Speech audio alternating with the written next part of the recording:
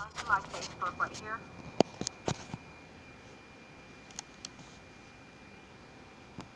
Just like that. And then my internet came back up. Is that not strange? I got ready to log on, and then the internet, boom, decided it was going to come through for me. So yeah, you just reposted pictures from the Sunspot Observatory from 2018 in your group Vault 7. That is wonderful. Yeah, that was a very interesting time for me. I had no idea any of it was happening. Um, I am back. My video keeps freezing. Yeah, I guess once they get the 5G in everywhere, I've read in one of the comment sections, I don't know if you all have, in their school systems, when they were shutting down the schools, I don't know if it was within the United States or another country, the teachers weren't even allowed back in. They changed the locks on all the doors to the schools so nobody could get in. I read that in a comment section, but I don't know where it was at. So yeah, I am well. Um, yeah. Um, so I think that's about it, but I am going to end this video because I'm getting tired and I need to get me a lot of drink of water. I'm having a hot flash.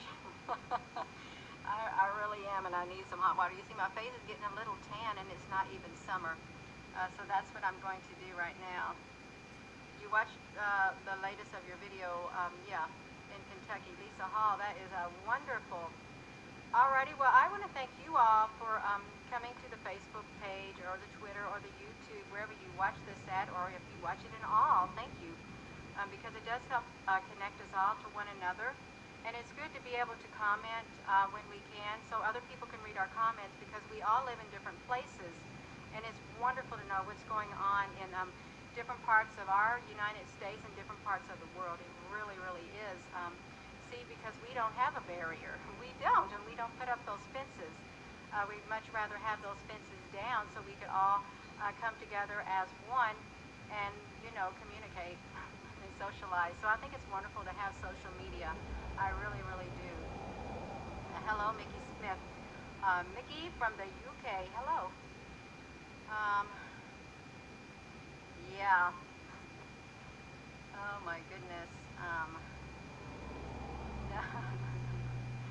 Oh my goodness. Okay, well, I'm going to get off of here. I really am, because I really do. I want to have a drink of cold water.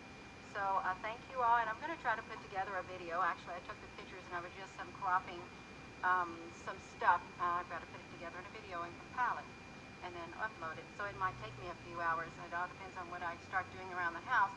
But since it's getting late, I should be able to put together a video before the night's end. So thank you all once again. So I'm just going to say goodbye for now. Yeah, you wish you could play a grand piano. I don't have a grand piano. I don't, but okay. So have a wonderful, wonderful evening, and remember, we're not alone. We're never alone, okay? Hello, Luciano, acupuncturista, facilitator de cura o reconnect.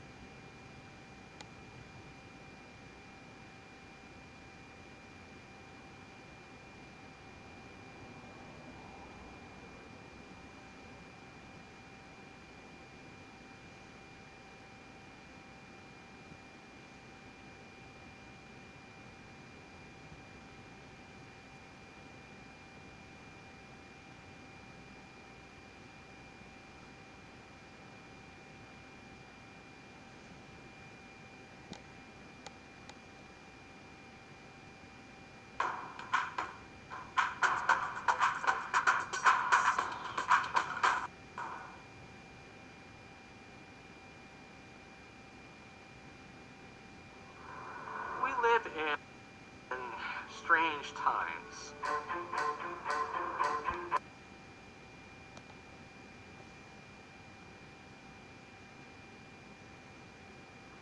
It is.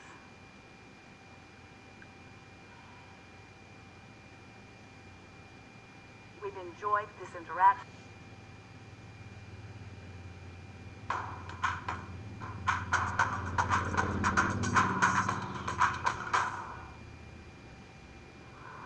We live in strange times.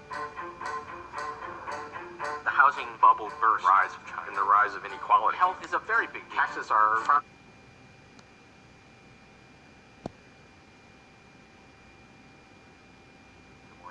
It is.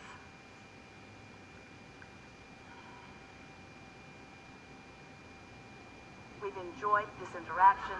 It is. It is a hot seat, by the way. Yes, Abraham. I'm here to learn how to open up to the universe and let things flow to me. In my business, I've got a responsibility to raise money for land investments, and I'm trying to figure out how to meet the right people to allow myself to do that for my company.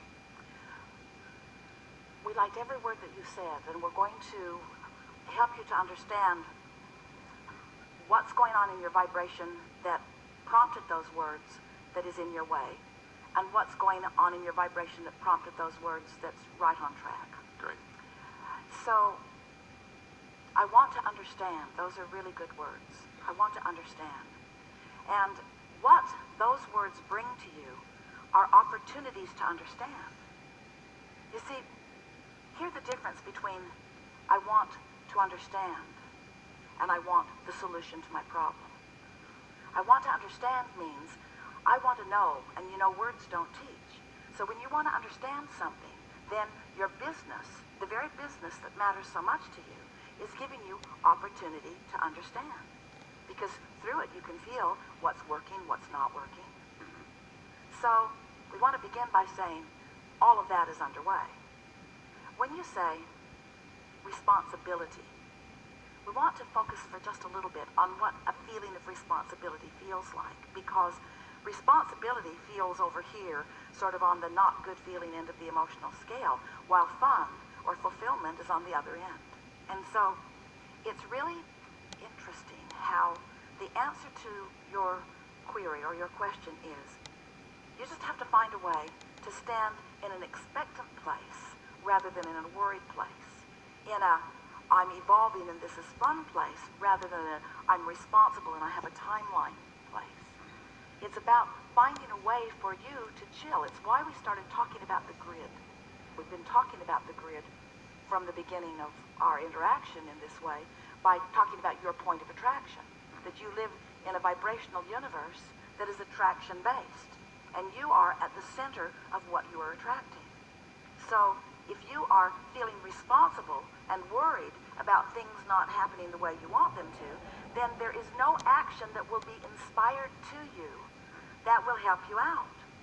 But when you understand that you're not responsible, you're a point of attraction. And the reason we say not responsible is because you're not responsible for everybody else's point of attraction.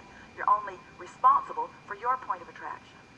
So if we said to you, all you got to do is find a way of feeling good, and everything that you want, because you've already put it into the vortex, would flow to you, what would be your response to that? If we said, all we have to do is figure out how to get you to chill consistently, so that when something goes wrong, you say, oh good, something to learn. Esther broke a whole shelf full of beautiful things one day, and Jerry said, oh good, more things to buy. And he meant it. He meant it. He wasn't lamenting what was lost. He was only excited about a space to put more things because it's fun to have them flowing in, you see. Sure. When we say to you, all you have to do, the only thing you have to do, the singular thing you have to do, is to recreate, recreate. Play golf. Yeah. When you play golf, do you feel guilty? No. When you play golf, do you think, oh, I should be doing other things? No. When you play golf, do you think, Where's that ball? But yeah. However, that's still fun. You're outside. Is playing golf occasionally preparing your grid? Sure it is. Is playing golf all the time preparing your grid? No, Why not? I don't know. Well, because first of all, you don't want to do the same thing all the time, and because there are other things that are important to you also. That, while that is relaxing, that's not as layered, that's not as rich. That doesn't have the potential of being as rewarding. And we say that because we see everything that's in your vortex. So, if some of that is helpful, but all of that would not be helpful, can you isolate or feel, just going to take a minute here, identify, isolate, focus on the feeling of fun and clarity and vitality and exuberance that you feel when you're playing golf. Feel the freshness of the air, the vitality of your body, the camaraderie of those that you're playing with. Focus there on that good feeling. And would you call it satisfying? Yes. Would you call it a sort of eagerness? Sure. Interesting, satisfying. So, can you find those feelings relative to this work project that you're describing? Are there potential components in that? Is it fun for a new idea to flow to you? Yes, it Is is. it fun to discover that you've got a skill that you didn't know you had, or to do better with that skill now? Were you a good golfer the day you started? No. And do you revel in the improvement that you see every time you play? Yes. And do you play to present yourself in identical ways, or are you eager for new mixes, Just to have the fun. new wind currents, Yeah. new slopes, Opportunities for learning. new opportunities, new co-creation with others? It's not the same old, same old. You're constantly flexing into improvement and taking satisfaction from all of that. And isn't it exactly the same way in your work environment? So don't you want an opportunity to stumble a bit? Don't you want to drive it off in the bushes again? Only to remember that's not what you intended and that you want to focus a little more clearly? Take that second shot. And don't you like knowing that every time you do it, it gets better, but you never get it done? That you never get so good no matter how good you get at it, no matter how many U.S. Opens you've won. They don't win every time, do they? It's quite a variety that goes on. They're really, really good, but it is not a sure thing. And that's what keeps it interesting. Because it's not a sure thing.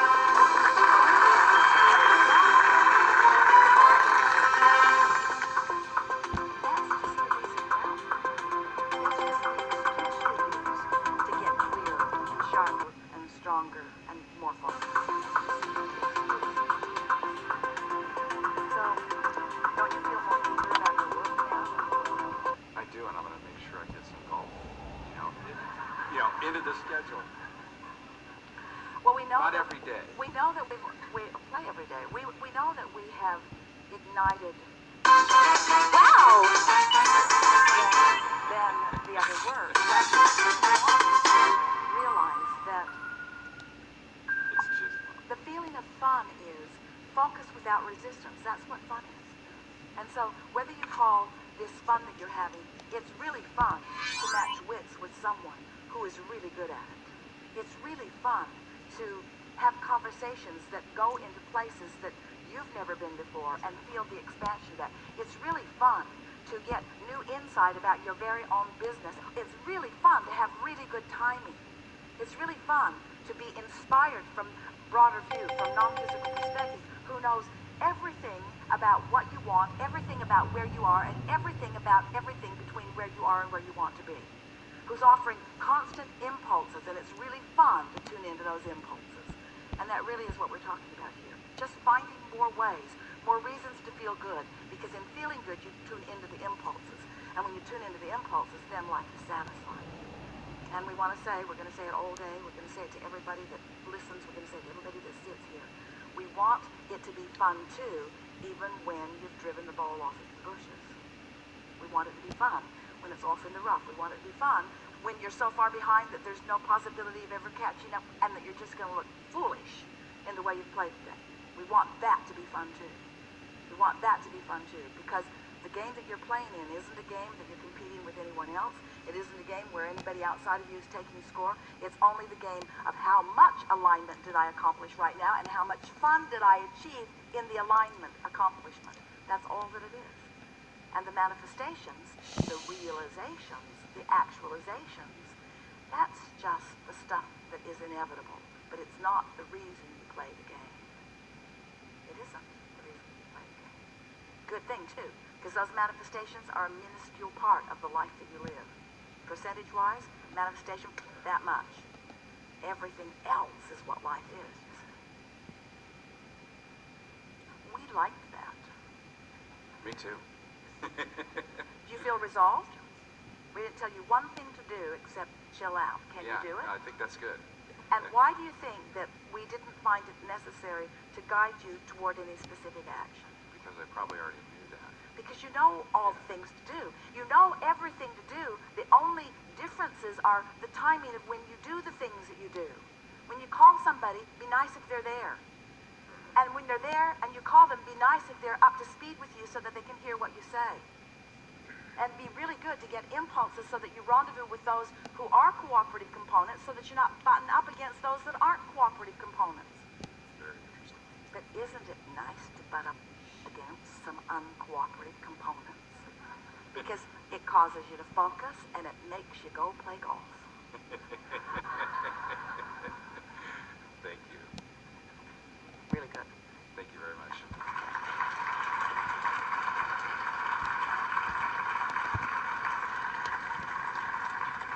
On the aisle, right here.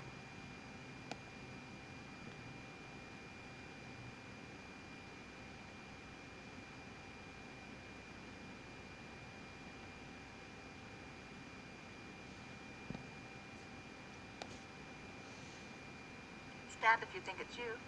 Further back, further forward, right there. So, do you live in a vibrational world? Are you vibrational beings? Do you read your vibration through thought? You read your vibration through emotion? It pleases you to thinking thoughts is as delicious as eating. Thinking thoughts can even be sensual. Thinking thoughts can be tactile, because thinking thoughts produces emotion, and nothing is more sensual than emotion. So, thinking thoughts causes emotional movement, and emotional movement can be equated to molding things into place. So as I begin to feel my way through things, I'm actually creating through the moving of energy. So, my thought comes first and then the emotion follows.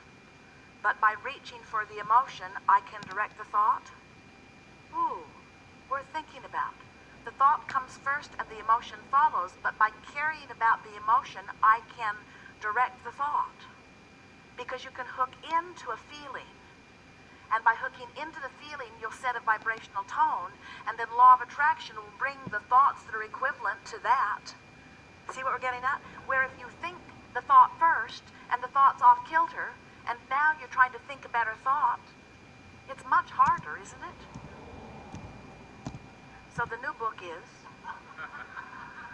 I create with my belly. No, that's not good. My guts are out there ahead of me. We're reaching for the mass market.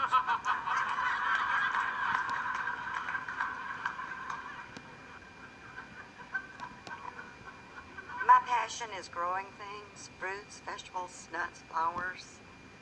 My produce is the passion of all the squirrels in the area. My husband shoots the squirrels. And even though Is there a market for squirrel? not that I know of, I believe in the sanctity of life, but I also want to enjoy the fruits of my labor. And so what's the answer to this dilemma? Well, it seems, we know it does, that the critters are drawn to your gardens. And to some degree they are, because they do want to eat. But what really starts a rampage is a lot of thought or attention to something. So the critters nibble, you overreact. As you send out your vibration, you send out an advertisement that brings them from further and wider than they would have come. In other words, the word on the street wouldn't carry as far as your vibrational advertisement, you see. So it's one of those things where you say, stop eating my garden and I'll feel better. And we say, feel better, and they will stop eating your garden. Only you say, but I didn't feel bad before they started eating my garden. In other words, I don't think that I was worried about them eating my garden and that's what's attracted them. And we say, but if you put it in perspective, if you realize that everything becomes more and more and more, the more attention you give to it. In other words, when you are aggravated to the point that you are taking guns and killing them, there is a strong attention to them, you see. And what we've been talking about just before you came here is a very good basis, because it's hard to accept that your garden is a vibrational garden because it feels so tangible, and it's hard to accept that the critters are vibrational critters because they're right there munching. It's hard to accept that it is a vibrational world. We know it is. But when you tend to things vibrationally instead of physically, you have far more power than you know. We've talked to so many people who have had pests of all kinds, and the more attention you give to it, the bigger it gets. It's just law of attraction, law of attraction, law of attraction. Sometimes you might say, well, even if I could clean up my vibration about it and relax about it, maybe I'll plant more, and maybe I'll leave some of it unfenced where they can get to it easily. And so maybe I'll make a garden for them and a garden for me. And I'll tend their garden less. I'll leave it to them to tend, but I will plant it and I will make sure it's there. And it seems like a cooperative thing, but why should I have to do that? And we say, do it for the fun of it. See what happens. Do I have the power, you might ask, to create a garden and make it squirrel-proof? Can I put a vibrational fence around it? And we say, your attention to it is what attracts everything to it. Your negative attention to it is what attracts the negative things to it. Is there a way that you could make peace with the squirrels? Do they come in great quantities? Do they nibble on every single thing? Do they ruin everything completely? A nibble here, a bite there, just enough to ruin it for anyone else. And is that really?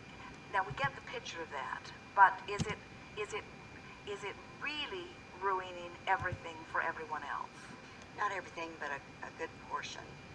And so is it conceivable that you could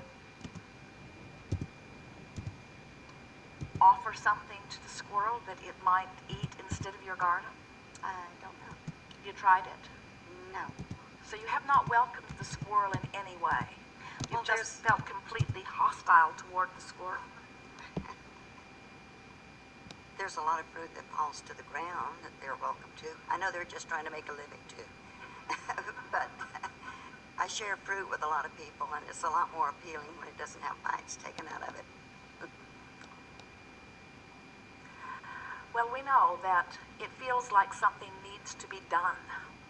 But this is another one of those wonderful examples where the squirrel is helping you to realize that there's nothing that you can really do that will make the difference. It's something that you have to achieve vibrationally. And the wonderful thing about animals is that they are so willing to cooperate because they understand your vibrational language even better than you communicate it to one another. So here's what we would recommend. It may take you a little while to work yourself into this, and we will talk after incremental steps to get there. But this is really the place that you want to be. You want to be able to stand in your garden or near it, or even standing and thinking about it, and take it all in and feel appreciation for what it is. And then say to yourself, I'm opening my garden to all who will benefit from it. I'm opening it to the vendors who will benefit from it and the people who will eat from their bags. I'm opening it to the clouds full of water and to the soil full of nutrient and to the squirrels and birds that may want to participate. In other words, I am really giving my garden up in the attitude in which I have planted it. For I'm not planting a selfish garden. I'm planting a garden of appreciation. So rather than thinking about what could go wrong with my garden, or what has gone wrong with it, or rather than thinking of what I may be deprived from as I apply my hard work and attention and then something detracts from it, instead of thinking about me getting mine from my garden, I'm going to think about it being an offering of appreciation. I'm in alignment with the rhythm of this physical time-space reality and the universe. I am appreciative of the intelligence in the seeds that I plant, and I'm appreciative of the weather patterns and cycles that keep my earth productive. I am appreciative of the economy that brings people to me. I'm appreciative of my intellect and my physical ability. I'm appreciative. And as you turn yourself completely to this not exercise, but impulse of appreciation, where every thought that you think about your garden is one of appreciation. Appreciation for all who come and for all who make it what it is. Anything that is out of sync with that vibration will go someplace else. And in that rhythm, you see, there is this broader view. People worry about global warming or overpopulation or endangered species or planetary imbalance. And we want you to understand that all of that is tended to from this broader perspective of well-being. And that while there can be pockets of not well-being, which are literally places that are shaded or shadowed from the well-being that is flowing to them, that the well-being of this planet and the orchestration of its population is tended to from broader perspective. So, as you have had your contrasting experience and know what you don't want, which has caused you to know what you do want and put it powerfully in vibrational escrow, and then you get on these rampages of appreciation where you deliberately tune with the vibrational escrow that those pesky varmints have helped you to create. What happens is the resources of the universe and the orchestrators of all things work in concert with who you now are being, which is in vibrational alignment with them. Jerry and Esther have noticed that where they live in Texas, the hills are abundant with deer. And everybody's worried about too many of them. And occasionally someone will ask us about it. And we say, you don't need to tend to, as man tends to those kinds of situations from his guarded or imbalanced, disconnected point of view, he always makes things worse. This is your opportunity for you to show yourself the cooperation of the universe relative to something that matters to you. What we're saying is simply, let your vibration of your garden only be appreciation, and while an occasional squirrel will come and nibble, it will not be disproportionate. You will find yourself winking at the squirrel or squirrels and saying, understood, but the proportion, the ratio will change so dramatically that you will know that you've come into alignment. Okay. It is a frequent thing for beasts of your universe to teach you who you really are by them being who they really are. And a wonderful thing about them is they refuse to defy their true nature just to please you. And they force you to do the only thing that works anyway, which is to deal with things vibrationally. Oh, there's that word again. Okay. One other question. Is there life as we define it on other planets? Well, you snuck that little qualifying expression in as we define it, and you're opening us for all kinds of things. I because define it man as is sort of maybe wacky. any thinking organism. An organism that has the ability to Yes, think. there are many other places other than this, what you call this physical dimension, where consciousness exists and creating abounds. And none of them will ever fly to you in their spaceships and co-create because you are vibrationally different. Okay.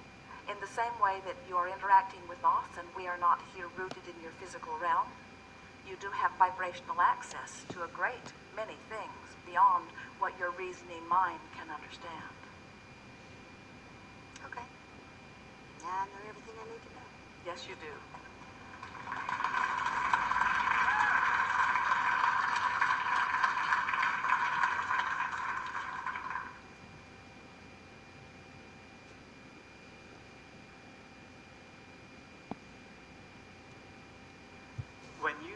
Earlier you said you want us to reach for the feeling of the vortex rather than the stuff that we've put in there or the relationship of the bodily condition. Is that something? Well, it's a shorter trip because if you need to envision the stuff in order to evoke the feeling, in the envisioning the stuff, it could go badly for you. Right. But if you have isolated the feeling and you're reaching for the feeling will then engender the thought. In other words, the feeling can drive the thought.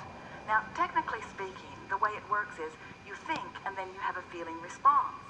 But if you can linger in the feeling response, then you hold yourself in the vibrational place where law of attraction will now bring you the next thought that matches the thought that engendered the feeling response. Did you get that? We'll say it one more time. When you think a thought, first of all, the feeling, the emotion that you have is response to the thought.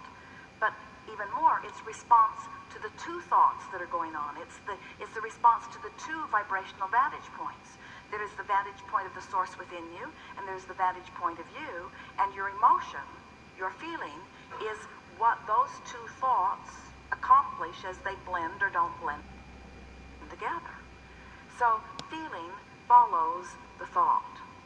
So you think and feel and think and feel and think and feel and think and feel, but before you know it, you're feeling and thinking, feeling and thinking, feeling and thinking, feeling and thinking. You see what we're getting at? So if you deliberately think the best feeling thought that you can find, which causes you to feel, and then you enjoy the feeling, you milk the feeling, you talk about what it feels like to be secure, you talk about what it feels like to know, you milk it, you enjoy the feeling, so you hold yourself in the feeling longer. That means you hold yourself in the vibration longer.